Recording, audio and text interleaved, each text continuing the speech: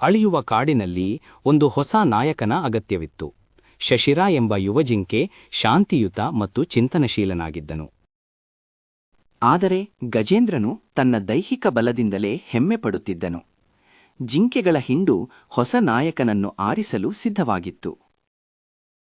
ಗಜೇಂದ್ರನು ನನ್ನ ಬಲವೇ ನಮಗೆ ರಕ್ಷಣೆ ನೀಡುತ್ತದೆ ಎಂದು ಘೋಷಿಸಿದನು. ಶಶಿರ ಪ್ರತಿಕ್ರಿಯಿಸಲಿಲ್ಲ. ಅವನು ತನ್ನ ಜ್ಞಾನವನ್ನು ನಂಬಿದ್ದನು. ಗಜೇಂದ್ರನು ಶಶಿರಾನನನ್ನು ಸಾರ್ವಜನಿಕವಾಗಿ ಪರೀಕ್ಷೆಗೆ ಒಡ್ಡಿದನು. ಗೊಂದಲಗೊಂಡ ಶಶಿರ ಹೂಲಾ ಎಂಬ ಬುದ್ಧಿವಂತ ಗೂಬೆಯನ್ನು ಹುಡುಕಿದನು. ಹೂಲಾ ಹಳೆಯ ಆಲದ ಮರದ ಮೇಲೆ ಕುಳಿತಿತ್ತು. ಅದರ ಕಣ್ಣುಗಳು ಜ್ಞಾನದಿಂದ ಹೊಳೆಯುತ್ತಿದ್ದವು. ಹೂಲಾ ಹೇಳಿತು, ಶಕ್ತಿ ಮಾತ್ರವಲ್ಲ, ವಿವೇಕವೂ ಸಹಾಯಕವಾಗಿದೆ. ಮೊದಲ ಪರೀಕ್ಷೆ ಬರಗಾಲದ ಸಮಯದಲ್ಲಿ ನೀರನ್ನು ಕಂಡುಹಿಡಿಯುವುದು. ಬರಗಾಲದ ಸಮಯದಲ್ಲಿ ನೀರನ್ನು ಕಂಡುಹಿಡಿಯುವುದು. ಗಜೇಂದ್ರನು ಬಂಡೆಗಳನ್ನು ಒಡೆಯಲು ಪ್ರಯತ್ನಿಸಿದನು, ಆದರೆ ಅದು ವಿಫಲವಾಯಿತು. ಶಶಿರ ನೆಲದಲ್ಲಿರುವ ಸಣ್ಣ ತೇವಾಂಶದ ಚಿಹ್ನೆಗಳನ್ನು ಗಮನಿಸಿದನು.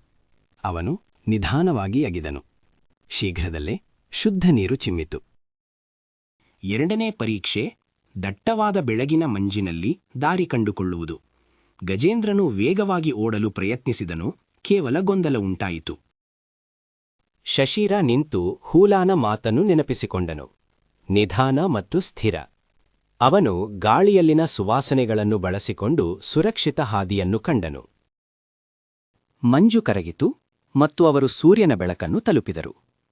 ಮೂರನೆಯ ಪರೀಕ್ಷೆ ಅಪರೂಪದ ಹಣ್ಣಿನ ಬುಟ್ಟಿಯನ್ನು ಹಂಚಿಕೊಳ್ಳುವುದು. ಗಜೇಂದ್ರನು ತನ್ನ ಪಾಲನ್ನು ರಕ್ಷಿಸಲು ಪ್ರಯತ್ನಿಸಿದನು. ಕೋಪದಿಂದ ಗದರಿಸಿದನು. ಶಶಿರು ತನ್ನ ಪಾಲನ್ನು ರಕ್ಷಿಸಲು ಪ್ರಯತ್ನಿಸಿದನು. ಕೋಪದಿಂದ ಗದರಿಸಿದನು. ಶಶಿರ ಎಲ್ಲರಿಗೂ ಸಮಾನವಾಗಿ ಹಂಚಿಕೊಳ್ಳಲು ಸಣ್ಣ ರಾಶಿಗಳನ್ನು ಮಾಡಿದನು. ಹಂಚಿಕೆಯು ಹಿಂಡಿನ ನಡುವೆ ಶಾಂತಿ ಮತ್ತು ವಿಶ್ವಾಸವನ್ನು ತಂದಿತು. ಅಂತಿಮ ಸವಾಲು ಭಾರಿ ಗುಡುಗು ಸಹಿತ ನದಿಯನ್ನು ದಾಟುವುದು.